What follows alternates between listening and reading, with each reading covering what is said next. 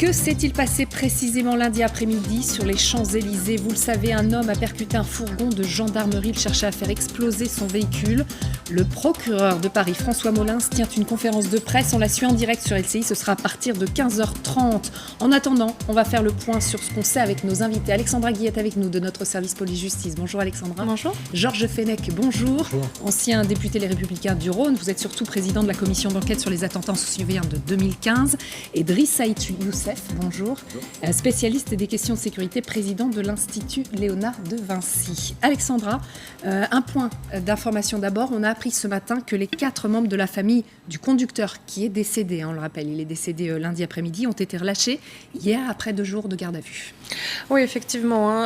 Dans la foulée de cette attaque perpétrée mardi sur les Champs-Élysées, lundi, sur les Champs-Élysées, les enquêteurs étaient allés immédiatement perquisitionner au domicile de l'assaillant et dans la foulée, ils ont placé en garde à vue toutes les personnes qui s'y trouvaient, des personnes de l'entourage de Adam D, notamment son père, son ex-épouse, son frère ainsi que sa belle-sœur. Ces individus, après les interrogatoires classiques, on voit ça à chaque attaque ou tentative d'attaque, l'entourage est toujours interrogé afin de déterminer comment l'individu, l'assaillant, a pu se radicaliser et surtout essayer d'identifier au plus vite comment il a pu se radicaliser, est-ce qu'il avait des complicités et comment il s'est procuré ses armes. On aura l'occasion, je pense, d'en reparler au cours de ce débat. On sait qu'il avait un stock très impressionnant d'armes à domicile. Effectivement. Et puis peut-être François Molins va pouvoir répondre à quelques-unes de ces questions.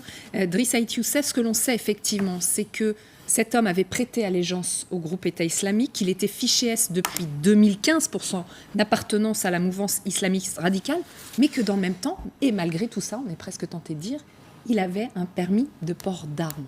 Est-ce que c'est normal ? Alors, tout dépend effectivement de la manière dont l'autorisation de détention d'armes a été octroyée par la préfecture.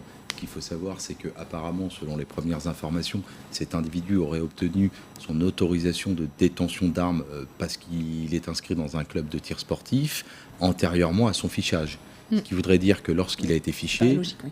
Voilà, ce qui fait que, à mon avis, lorsqu'il a été fiché, peut-être que le policier en charge justement l'unité qui est en charge du contrôle n'a peut-être pas regardé si effectivement cet individu détenait une autorisation de port ou de détention d'armes. Mais ce qu'il faut aussi comprendre, c'est que on a 2 finalités différentes. C'est une finalité administrative lorsque vous demandez par exemple à détenir ou à porter une arme. C'est une enquête administrative, de police administrative. Donc les fonctionnaires de la préfecture qui n'ont pas accès au fichier S vont essentiellement consulter ce qu'on appelle le TAJ, anciennement le STIC, le traitement des antécédents judiciaires, pour vérifier si vous n'avez pas d'antécédents judiciaires, si vous n'avez pas commis l'infraction ou de crime qui serait de nature à vous refuser justement cette demande d'autorisation. Après, il faudra regarder effectivement sur ce fichage qui relève plutôt d'une police judiciaire, si effectivement il n'y a pas eu au sein de la préfecture un couac qui aurait en théorie dû permettre de vérifier s'il n'avait pas justement un permis de détention de port d'armes. Georges Fenech, vous qui connaissez effectivement bien aussi ces arcanes, est-ce que ça vous a étonné qu'il ait pu avoir ce permis de port d'armes alors qu'il était fiché S ? Chacun comprend, c'est une question de bon sens, qu'un individu radicalisé fiché S ne devrait pas avoir l'autorisation par l'administration d'un port d'armes. C'est logique. Pourquoi c'est possible ? Parce qu'il manque encore la possibilité de croiser certains fichiers. C'était d'ailleurs l'une des propositions de notre commission d'enquête. Oui. Vous avez un fichier des personnes détentrices de détention d'armes, qui s'appelle le fichier Agrippa. Il faudrait qu'à un moment, ça fasse match, qu'on ait un système qui permette de croiser ces fichiers pour voir qu'il y a un problème. Il est fichier S et en même temps, il a une autorisation de port d'armes.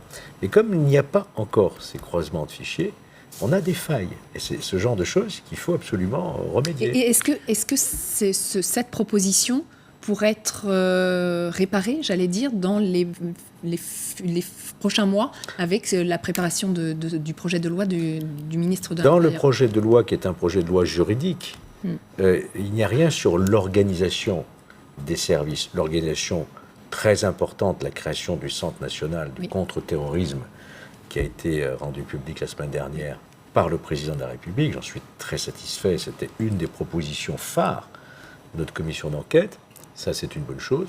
L'organisation des services, reste à faire. Nous pensons, par exemple, qu'il faut fusionner l'UCLAT et les MOPT, qui sont 2 services qui font de la coordination. Il faudra bien y arriver pour une meilleure coordination. Donc, quand on parle des fichiers, il y a le fichier des personnes recherchées, le FPR, qui contient en sous-fichier ces fichiers S. Moi, je pense qu'il faut aller vers un fichier R, véritablement, c'est-à-dire uniquement d'un fichier des radicalisés, et pas des Donc fichiers. faire des distinctions, en fait. Des distinctions beaucoup plus fines, et avoir... Alors, les MOPT est censé avoir ce fichier, le FSPRT, qui contient à peu près 15 000 noms, quand même, d'individus, mais il faudrait avoir un fichier vraiment du haut du spectre des individus les plus dangereux, sur lesquels on puisse matcher immédiatement sur un certain nombre de contrôles qui pourraient être faits, ne serait-ce que sur la voie publique. Il faut gagner en efficacité sur ce point-là. Ce n'est pas un problème juridique, c'est un problème d'organisation. Mais qu'est-ce qui bloque alors? Qu'est-ce qui bloque? Je pense que rien ne bloque. Je pense qu'il faut aller de l'avant. Nous avons déjà beaucoup progressé depuis le mois de janvier 2015. Il nous faudrait beaucoup de temps pour vous développer ces 40 propositions qui sont passées dans les faits. Moi, j'en suis très, très satisfait en termes d'équipement des forces intermédiaires, en termes de protection des victimes, etc. Et la création de ce centre national. Ce qu'il faut aujourd'hui, c'est avoir encore plus de cohérence, renforcer le renseignement territorial. Ça, c'est très, très important. Et puis, la question clé de tout cela, c'est quand même protection des frontières, passeport biométrique, PNR, coopération européenne, Europol. C'est des questions qu'il faut traiter au niveau européen et pas uniquement franco-français. Donc c'est un chantier évidemment colossal, on s'en doute, mais vous êtes d'accord aussi, ça veut dire que mois après mois presque, on a fait des progrès depuis janvier 2015 en France. Nous avons fait un certain nombre de progrès depuis janvier 2015. Ce que dit Georges Fenech est tout à fait juste, c'est-à-dire que l'enjeu aujourd'hui, il est double, il est celui de l'interopérabilité des fichiers intérieurs, mais également au niveau européen. Il existe aussi des fichiers européens et l'enjeu, c'est évidemment d'organiser des connexions entre ces fichiers européens et les fichiers nationaux. Je parle de Prum, je parle de Eurodac, je parle de Schengen 2, qui sont des fichiers qui vont permettre de contrôler les individus qui, par exemple, posent des demandes d'asile, aussi d'autres fichiers sur des antécédents judiciaires, etc. L'autre, c'est évidemment de l'analyse, puisqu'on a un certain nombre d'individus qui sont connus pour être radicalisés, cité très justement, il y en a environ 15 000, certains disent 17 000, mais tous ne posent pas de problème pour l'ordre et la sécurité publique. Et on en a environ 4 000 qui poseraient une vraie difficulté. Comment, effectivement, comme le dit très justement tout à l'heure Georges, on a effectivement l'UCLAT, qui est l'unité de coordination de lutte antiterrorisme, et les MOP, qui est l'état-major opérationnel pour la prévention contre le terrorisme, qui est censé suivre les fichiers S. Comment on arrive à avoir effectivement une véritable conjonction, coordination pour le haut du spectre et ces individus qui posent une difficulté.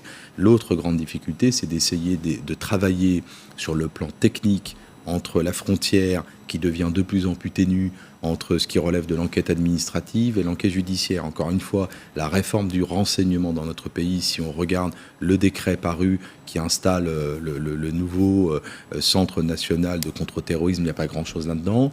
On commence à y trouver quelque chose lié plutôt à la nécessité pour les services de mieux travailler ensemble. Mais ça veut dire quoi, dans quel cadre? Vous avez Tracfin qui travaille à partir d'une enquête de police administrative, ça veut dire que c'est de la vérification. Et puis la DGSI qui travaille dans le cadre d'une information judiciaire, d'une enquête de police judiciaire. Et donc l'échange d'informations, elle n'est pas facile si elle n'est pas bien encadrée juridiquement. Et donc c'est un enjeu pour nous. On attend toujours, donc, si vous rejoignez la conférence de presse du procureur de Paris, François Molins, qui devrait nous donner davantage de détails sur cette tentative d'attentat survenue lundi après-midi sur les Champs-Élysées. Alexandra, pardon, je vous voyais... Oui, non, juste une précision à nouveau sur cette question qui revient de manière récurrente des fichiers S. Quelques précisions. L'assaillant qui nous préoccupe mercredi là, sur les Champs-Élysées, selon les informations qu'on avait pu avoir, évidemment, a obtenu une autorisation de port d'armes pour la première fois en 2012. Son fichage S pour soupçon d'appartenance à une mouvance radicale remonte à septembre 2015, donc bien après.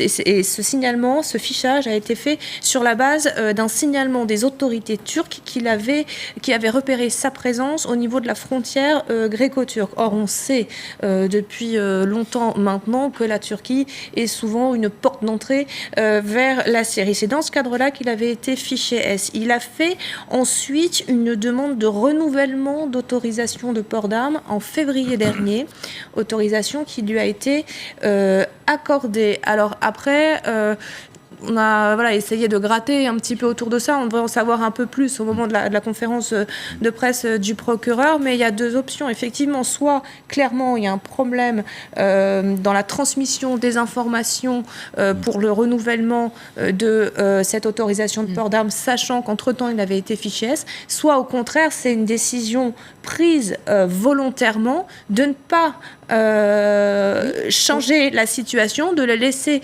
porteur, lui redonner son autorisation pour sa licence dans un stand de tir pour s'entraîner, pour ne pas éveiller de soupçons, parce que par principe, un fichier S, il ne sait pas qu'il est fiché S, sinon ça remet en question toute sa surveillance. Après, derrière, si c'était bien ça la stratégie, il reste un problème, c'est qu'il est arrivé quand même avec un arsenal pas possible chez lui, avec des munitions par milliers dans son coffre de voiture jusqu'aux Champs-Élysées, ce qui reste problématique. Mais la question, effectivement, est posée, et le Premier ministre l'a dit mardi matin, effectivement, il y a un problème. Donc le fichage ESH, c'est un outil pour pouvoir surveiller, pour pouvoir se renseigner sur un individu potentiellement dangereux. Effectivement, si on lui retire du jour au lendemain son permis de port d'armes, il peut se dire il y a quelque chose, et il peut découvrir qu'il est effectivement surveillé. Donc il y a aussi cette question délicate à gérer, peut-être, non ?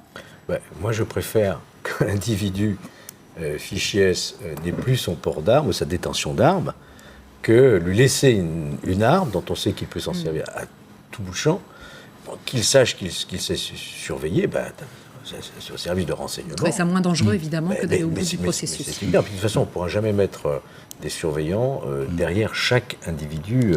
Il y a d'autres manières de surveiller. Il y a aussi maintenant les techniques. On a voté une loi de renseignement exceptionnelle en 2014, la loi sur le renseignement, avec les IMSI-Catcher et autres moyens de surveillance plus globales. Donc je pense qu'il y a, quand je pense qu'il a été effectivement renouvelé dans son autorisation de détention d'armes, alors qu'entre-temps il est fiché S, il y a un vrai problème qui se pose. Donc là, c'est pas possible pour vous. Là, c'est choquant. Et peut-être autre chose, lui, tout simplement mis la puce à l'oreille aussi, c'est qu'en fait, a priori, d'après nos informations, il a été convoqué à 2 reprises au mois de mai pour un entretien administratif. Il ne s'est pas rendu à ces 2 convocations pour maladie. Et la nouvelle convocation était pour le 19 juin, le jour où il a décidé de passer à l'acte.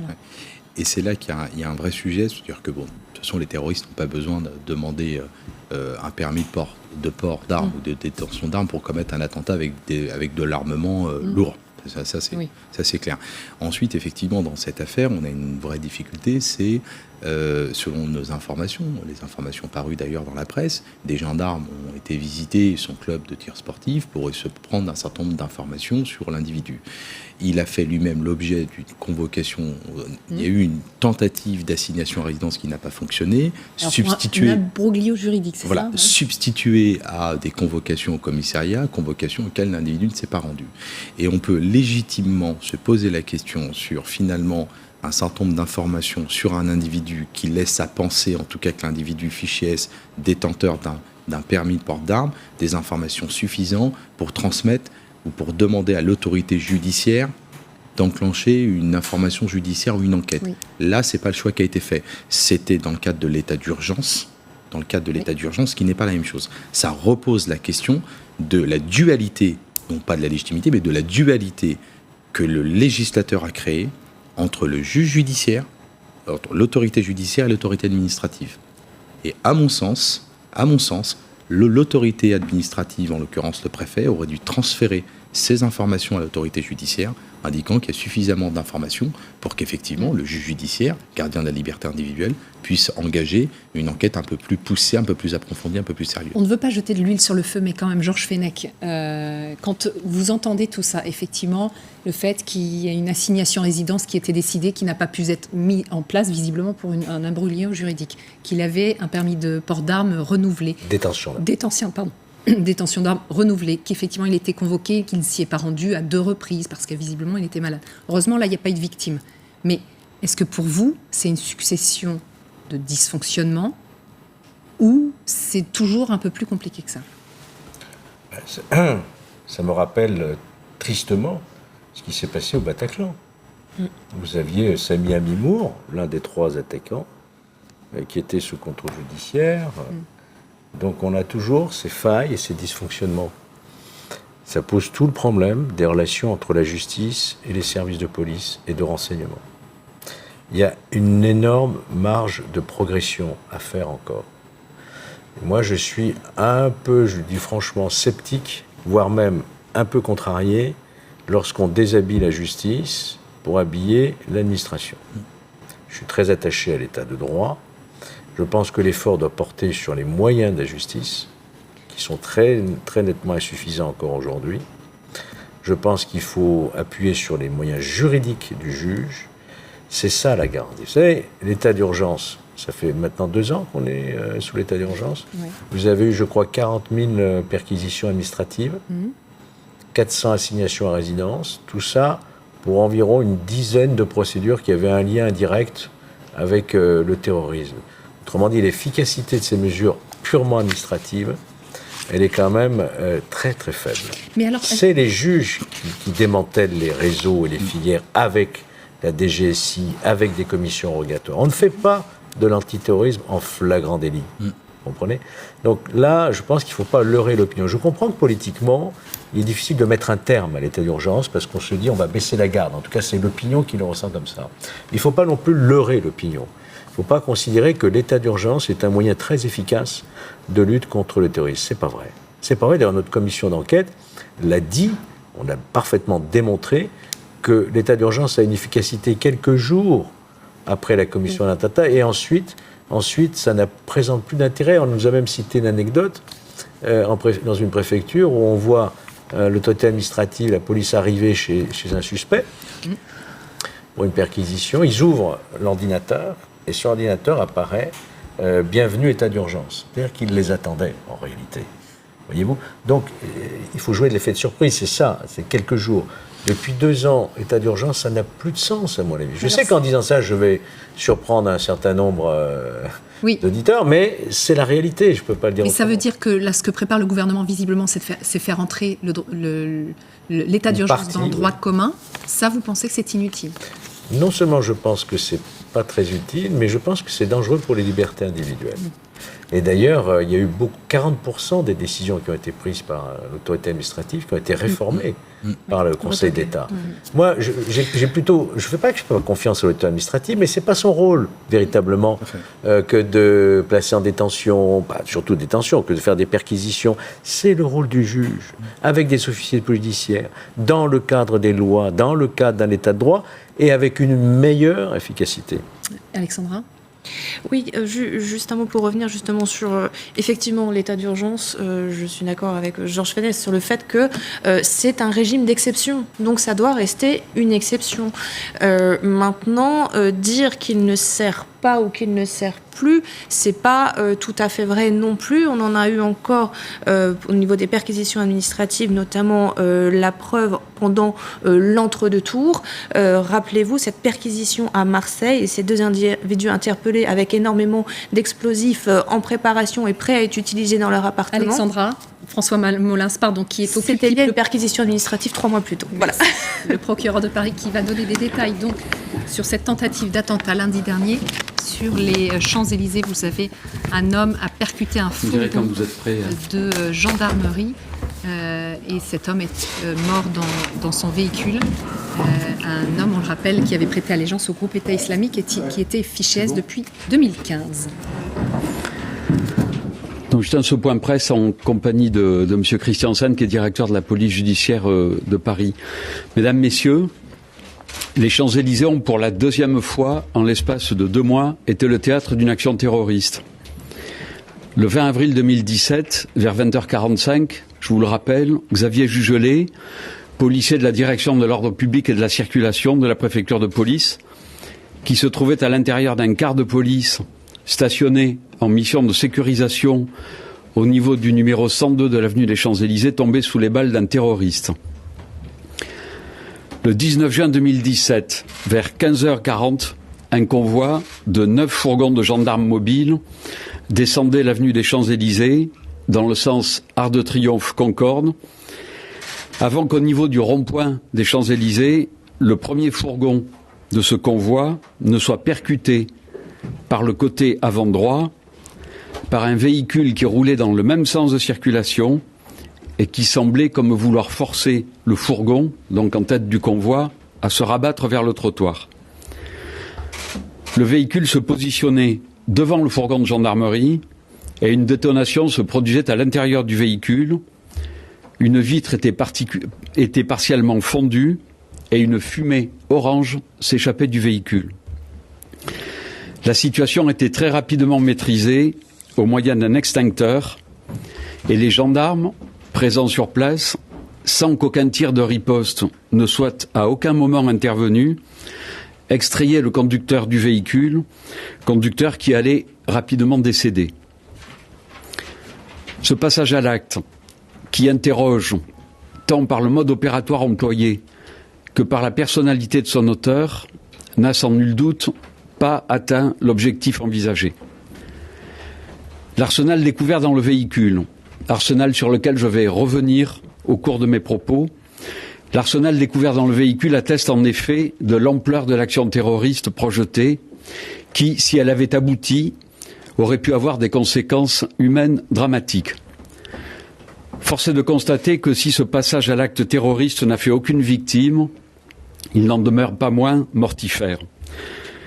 J'en veux pour preuve, outre l'arsenal découvert dans le véhicule, donc une lettre testament de l'auteur, expédiée par la poste à plusieurs de ses proches le 19 juin, dans lequel il a notamment écrit avoir soutenu, je cite, « depuis des années, les moudjahidines qui combattent pour secourir l'islam et les musulmans, avoir prêté allégeance à Abou Bakr al-Baghdadi, avoir pratiqué le tir sportif, non par une quelconque adhésion au survivalisme, comme il avait pu le prétendre un certain temps, mais pour sa préparation au djihad, avoir voulu rejoindre la Syrie et déplorant en avoir été empêché, je cite, par des apostats contre l'État islamique, écrivant encore, je cite toujours, qu'il ne fallait pas le traiter de terroriste qui tue les civils innocents, car ce sont au contraire des mécréants, demandant encore à ses proches de ne pas qualifier son acte d'attentat-suicide, mais bien d'opération martyre.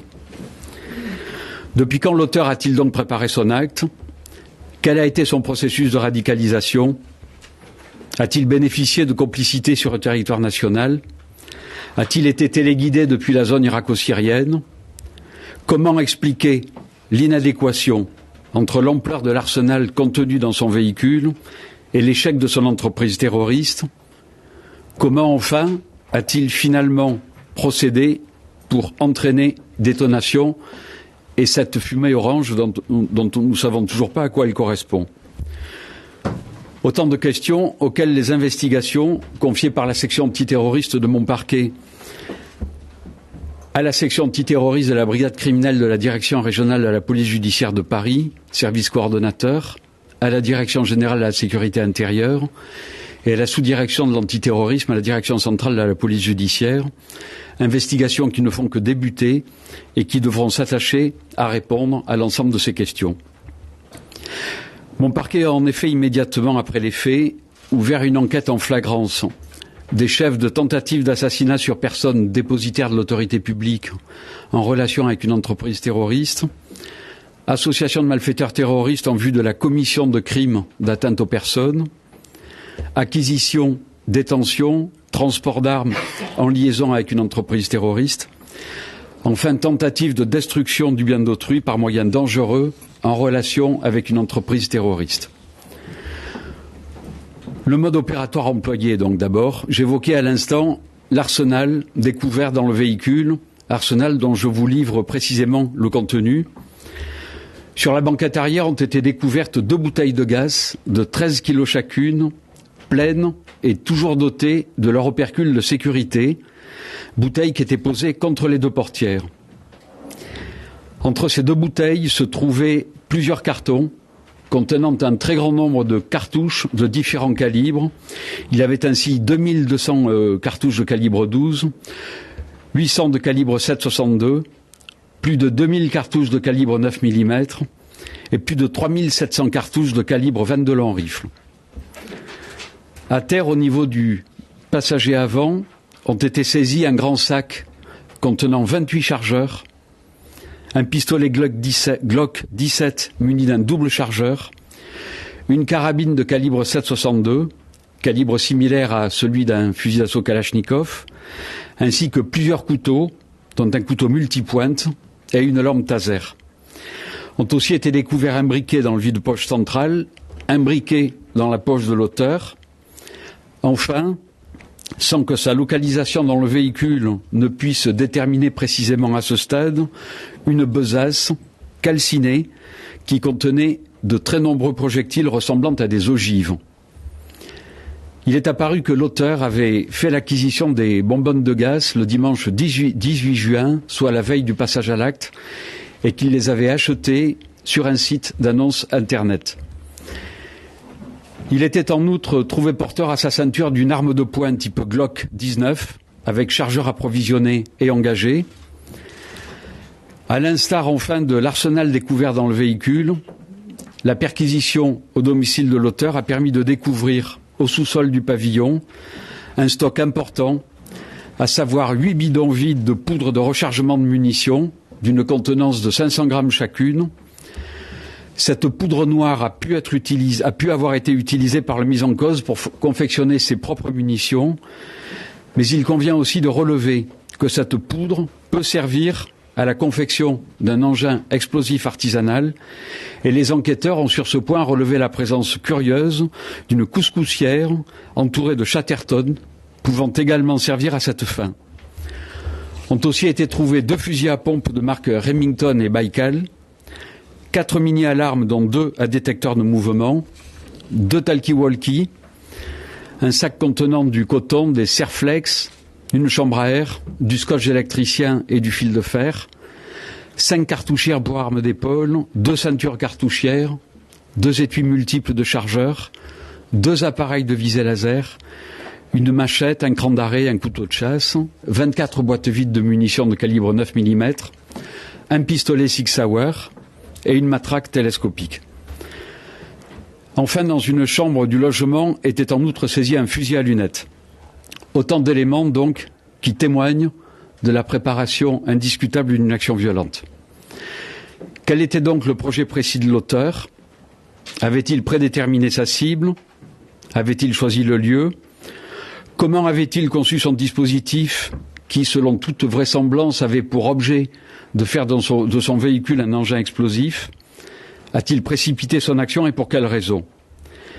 Répondre à ces questions est bien sûr prématuré aujourd'hui, mais je peux d'ores et déjà vous indiquer que l'enquête a permis d'établir que, au vu des premiers éléments issus des enregistrements de vidéosurveillance parisiens, il apparaît d'une part que l'auteur s'est toujours trouvé seul dans son véhicule automobile, et d'autre part qu'à 14h50, il a circulé à bord de ce véhicule automobile Mégane, donc pont de Grenelle vers la Tour Eiffel.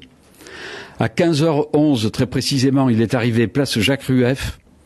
À 15h24, il s'est trouvé quai Branly, à hauteur du pont de l'Alma, avant d'être à 15h34, très précisément, au pont des Invalides, et enfin à 15h39, avenue des Champs-Élysées, en direction de la place de l'Étoile.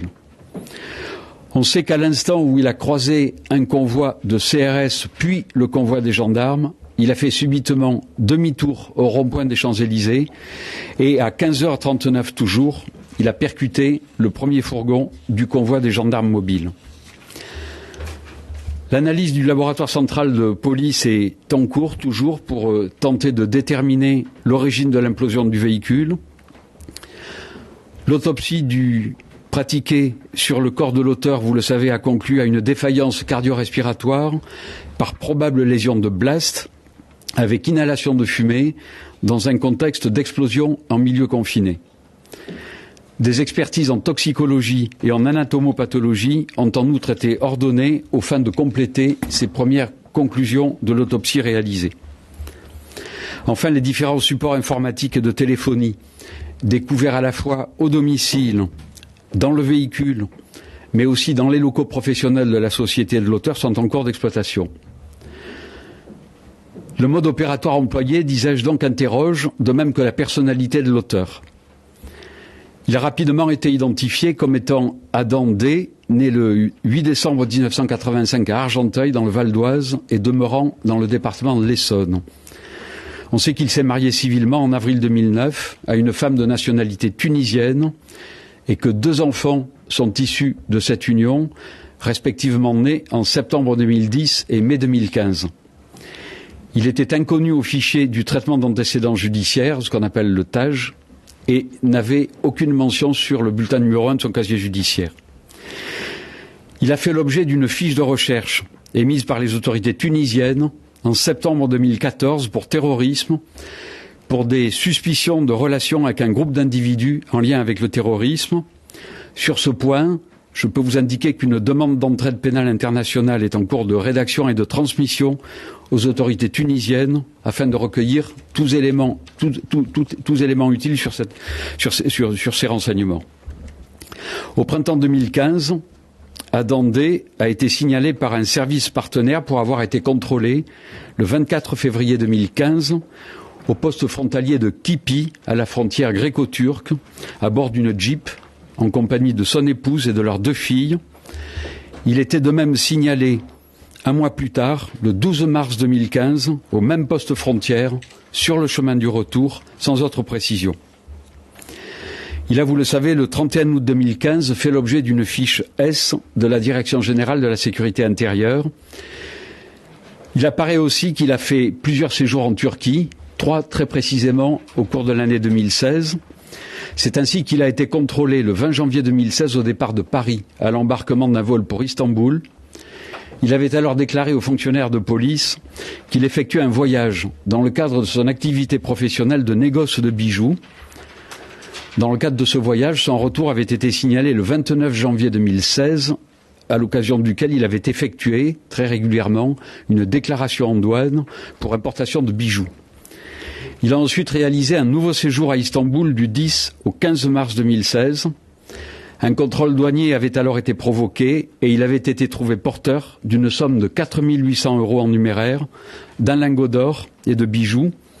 Selon les éléments recueillis au cours de ce contrôle, documents à l'appui, il avait indiqué que ce voyage s'inscrivait à nouveau dans le cadre de son activité professionnelle. Il a enfin fait l'objet d'un dernier contrôle le 21 août 2016 au départ de Paris pour Istanbul et avait, là aussi, justifié son voyage par une activité d'importateur de métaux. Il est exact qu'il avait créé en 2014 une entreprise spécialisée dans l'achat et la revente de métaux et d'or. Des voyages en Turquie en 2016, donc sous couvert réel ou supposé, l'enquête nous le dira, de son activité professionnelle, et le séjour auparavant, en février-mars 2015, qui, au vu de la lettre testament que j'évoquais au début de mon propos, d'une part, et du témoignage d'une proche, d'autre part, atteste, c'est certain, d'une volonté déterminée de rejoindre la zone irako-syrienne.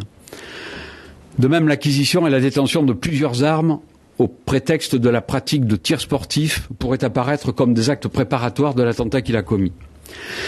La consultation du fichier Agrippa révèle en effet que Adandé était titulaire d'autorisation de détention d'armes de catégorie B pour plusieurs armes, en l'occurrence un pistolet Glock 19, autorisation sollicitée le 7 avril 2015 et obtenue le 30 juin de la même année, un pistolet Sig Sauer, autorisation sollicitée le 7 avril 2015 et obtenue le 30 juin 2015, une carabine de chasse de calibre 7,62 mm, autorisation sollicitée elle aussi le 7 avril 2015 et obtenue elle aussi le 30 juin 2015. Adandé avait en outre déclaré les armes de catégorie C suivantes: un fusil de chasse de marque Baïkal calibre 12, récépissé délivré le 24 septembre 2012, un fusil de chasse de marque Baïkal calibre 12, récépissé délivré le 18 juin 2014, une carabine de marque CZ calibre 22 long rifle récépissé délivré le 18 juin 2014, enfin une carabine de marque Remington calibre 12 récépissé délivré le 24 octobre 2014. Tels sont les éléments objectifs que je suis en mesure de porter à votre connaissance aujourd'hui au terme de ces 4 premiers jours d'investigation et d'enquête. Vous serez bien évidemment tenu informé des éléments qui apparaîtraient à la suite des examens de police technique et scientifique que nous avons demandés comme des évolutions significatives de l'enquête. Je vous remercie de votre attention.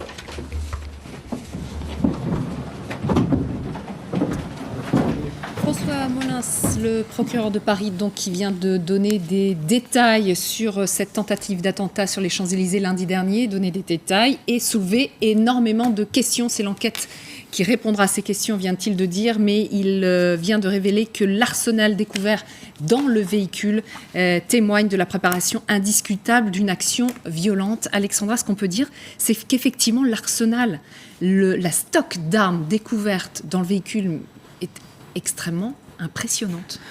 Oui, effectivement, le procureur l'a dit, il y a énormément de questions qui découlent de ce qui a été découvert. Comment expliquer une telle inadéquation entre cet arsenal et le résultat final de son attaque? Pour vous résumer un petit peu cet arsenal, dans son véhicule, les enquêteurs ont retrouvé 2 bonbonnes de gaz, un pistolet automatique, une carabine, plusieurs couteaux, des briquets. Il avait une arme de poing à la ceinture, plus de 9000 munitions rangés dans des cartons, 28 chargeurs. Et puis derrière, lorsqu'ils ont perquisitionné à son domicile, les enquêteurs ont également trouvé un important stock d'armes à feu. Ils ont également trouvé 8 barils de poudre noire, nous a dit le procureur de la République.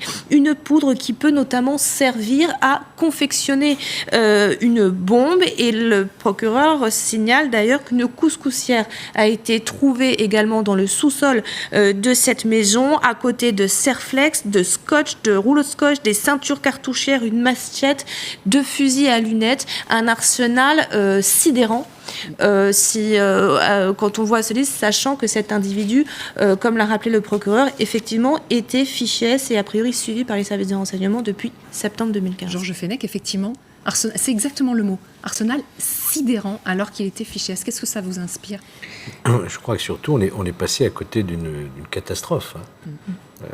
Là, il avait de quoi tenir un siège et de commettre beaucoup de victimes. S'il avait pu... la question qui se pose, effectivement, c'est pourquoi s'est-il jeté sur ce véhicule des forces de l'ordre et n'a-t-il pas organisé, puisque son arsenal montrait bien qu'il y avait une préparation. Et je pense pas, moi ça me paraîtrait quand même étonnant et qu'il n'y ait pas eu des complicités dans cette affaire au niveau de la fourniture d'armes. Donc je pense que l'enquête va être déterminante pour la suite. Fourniture d'armes dont une grande partie ont été acquises tout à fait légalement dans le cadre de ses autorisations de port d'armes, dans le cadre de son activité de tir sportif. Et ce que dit le procureur de la République, et c'est particulièrement intéressant, c'est le contenu de la lettre testament qu'il a envoyée à tous ses proches, où il dit avoir soutenu depuis plusieurs années, les candidats au djihad sur l'État islamique, que lui-même se préparait au djihad en s'entraînant au tir sportif et qu'il avait lui-même voulu rejoindre l'État islamique mais qu'il n'y était pas parvenu. Et visiblement, il en tenait pas mal rancune. Driss Saïd Youssef, votre remarque à vous? Ce qui est encore plus sidérant, c'est la longue liste des autorisations administratives égrenées par le procureur de la République ayant justement permis à cet individu d'acquérir un formidable arsenal. On a senti un procureur de la République en difficulté, à tel point qu'il n'a pas souhaité prendre de questions. Ce n'est pas ce qu'il a fait lors de l'attentat, tout à fait, où il avait effectivement accepté de prendre un certain nombre de questions. On a senti l'agacement. Et surtout, lorsqu'on sait que cet individu fiché en 2015 fait 3 séjours en Turquie, et un de ces séjours revient avec un lingot d'or et une forte somme d'argent pour un individu qui est fiché S, ça aurait dû alerter l'attention de l'autorité administrative ou en l'occurrence de l'autorité judiciaire. Donc on sent bien que dans ce dossier, il y a quand même un embarras légitime de l'autorité judiciaire. Donc l'enquête devra répondre à beaucoup de questions, parce qu'il ne faut pas laisser toutes ces questions de côté. Mais en tout cas, on sent qu'il y a dans cette affaire une part d'ombre qu'il va falloir lever très très très vite. Part d'ombre, embarras, faille, vous êtes d'accord avec ça, Georges Fenech? Mais tout à fait, vous avez tout à fait raison. Il faudra tirer les conséquences et puis rechercher les dysfonctionnements. Mais ça, moi, je fais entièrement confiance au parquet de Paris, à la justice, pour faire la complète manifestation de la vérité. Dans quelles conditions a-t-il pu voyager ainsi, se procurer ses armes, ses autorisations? Il faudra en tirer des conséquences, bien sûr. Alexandra, effectivement, vous le disiez, donc il avait prêté allégeance à al-Baghdadi et avait voulu se rendre en Syrie. Il n'y était pas parvenu, mais effectivement, il avait réussi à se rendre à plusieurs reprises en Turquie. Oui, effectivement, il s'est rendu à plusieurs reprises. Alors déjà, il était fiché depuis septembre 2015 sur base d'un signalement déjà des autorités turques pour sa présence signalée à la frontière gréco-turque, présence à 2 reprises en l'espace de 2 mois. Et puis, on se rend compte qu'après ce fichage S, en 2016, au cours des 6-8 premiers mois, eh bien, effectivement, Adandé a fait 3 allers-retours dans ce pays. Alors officiellement pour des raisons professionnelles, il était responsable de négoce en bijoux et que c'était pour ces raisons-là qu'il était parti là-bas. Donc effectivement, ça pose des questions quand on sait à quel point la Turquie est une porte d'entrée pour se rendre sur les terrains de l'État islamique. Le procureur de Paris parle effectivement d'actes terroristes. Il n'y a aucun doute selon lui. Il préparait une attaque violente. Quelle était sa cible? C'est la question soulevée par le procureur. Mais effectivement, il y a quelque chose qui interpelle. Et on a le parcours. Ils peuvent retracer le parcours du conducteur. Et puis tout d'un coup, il arrive sur les Champs-Élysées. Il voit un fourgon de CRS, un fourgon de gendarmerie. Il fait demi-tour. Ça voudrait dire qu'il a eu peur peut-être? Est-ce qu'il a perdu le contrôle de son véhicule à ce moment-là? Est-ce que ça cherchait une cible? Qui cherchait une cible, mais ça fait justement. Le procureur dit est-ce qu'il a précipité son action ou pas? Et pourquoi, si c'est le cas? Parce qu'effectivement, ça colle pas avec la préparation qui dure depuis des années, avec tout ce qu'on a retrouvé et dans sa voiture, et dans son véhicule, et dans ce qu'il dit dans sa lettre testament. Ça ne colle absolument pas avec ce parcours un peu parisien qui va de la Tour Eiffel sur les quais Branly, passe par les Champs et boum, un demi-tour, et tout ça pour rater complètement son opération. Heureusement d'ailleurs. Quand je dis qu'on sent bien l'embarras du procureur de la République, c'est-à-dire qu'à aucun moment le procureur de la République, dans sa conférence de presse, ne fait état effectivement de ces vérifications, de ces contrôles ou de ces convocations de cet individu au commissariat ou à la gendarmerie, justement, pour l'interroger. À aucun moment, il n'en fait part. Or, on sait, dans un élément un peu plus contextuel, que cet individu a été convoqué une 3e fois et que probablement cet individu savait que les policiers allaient justement se rendre chez lui au bout de la 3e convocation. Et c'est peut-être à l'acte, et c'est la raison pour laquelle il fait un demi-tour, comme l'indiquait le procureur de la République, sur le rond-point des Champs-Élysées. Peut-être voulait-il bloquer le camion, le premier camion, et ensuite faire usage de son arme à feu au niveau de sa ceinture, qui était au niveau chargé au niveau de sa ceinture. Peut-être qu'il a été pris de court par justement cet airbag qui a dû, à mon avis, le stopper, ou peut-être voilà. Mais l'enquête dira ce qui s'est passé réellement, mais on sent qu'il y a une certaine forme de précipitation vers la fin qui ne correspond pas à cet état d'esprit de préparation avec des éléments, avec vraiment, c'est construit un peu une vie, avec des détecteurs de mouvement, avec des visées laser. Enfin, on sent que c'est un peu le petit Rambo, quoi. Et Georges Fenech, vous disiez à cet état-là de préparation, ça ne vous étonnerait pas qu'il y ait des complices. Et à un moment donné, le procureur de la République se demande si effectivement il n'y a pas de complicité, notamment peut-être des coordinations via la Syrie. Ce serait possible? Bien sûr que ce serait possible, mais n'oubliez pas quand même qu'on a vécu toute une série d'attentats, comme on l'a qualifié, un peu low cost, par des individus impréparés qui n'ont pas subi d'entraînement en Syrie et qui veulent passer à l'acte. On en a vu à Saint-Étienne-du-Rouvray, aux Champs-Élysées, avec un marteau, avec un couteau. Donc c'est pour vous dire à quel point nous sommes vraiment vulnérables par rapport à des individus qui passent à l'acte tout d'un coup, sans qu'il y ait des réseaux comme on l'a vu avec Abdelhamid Abaoud ou en Belgique avec la filière de Verviers. Là, on a affaire à des individus qui spontanément répondent à l'appel d'Al-Baghdadi, à l'appel du califat, et qui se transforment en petits Rambo, effectivement, en capacité de fabriquer eux-mêmes leurs munitions. Bon, là, c'est quand même assez étonnant, ces autorisations, étonnant et voire dysfonctionnement de détention d'armes. Mais encore une fois, ça montre que la menace, elle peut venir de n'importe quel individu. Et le risque zéro n'existe pas, nous le savons. Alors ça, on le répète et on le re-répète. Oui. Il y a une question, à mon sens, importante, c'est la manière dont cet individu vivait, ou en tout cas quel était son train de vie. N'oublions pas qu'il a quand même une charge de famille, une femme, 2 enfants, savoir comment, effectivement, est-ce qu'il avait véritablement une société qui marchait. L'un de ses retours avec justement un lingot d'or et 4 800 €, je crois, en liquide, devra nous dire si effectivement il a bénéficié d'une assistance étrangères pour pouvoir à la fois s'alimenter, acheter des armes, mais également subvenir aux besoins de sa famille, auquel cas on aurait quand même un commanditaire clairement désigné en Syrie ou en Irak ou ailleurs. Mais on sent bien que cette enquête ne fait que commencer. Et on n'est qu'au point zéro de cette enquête, effectivement, qui devra répondre à d'énormes questions, beaucoup de questions qui peuvent paraître même extrêmement choquantes. Merci à tous les trois d'être venus en parler. On continue d'analyser donc cette conférence de presse de François Molins. C'était il y a un instant, qui donnait des détails sur cette tentative d'attentat sur les Champs-Élysées.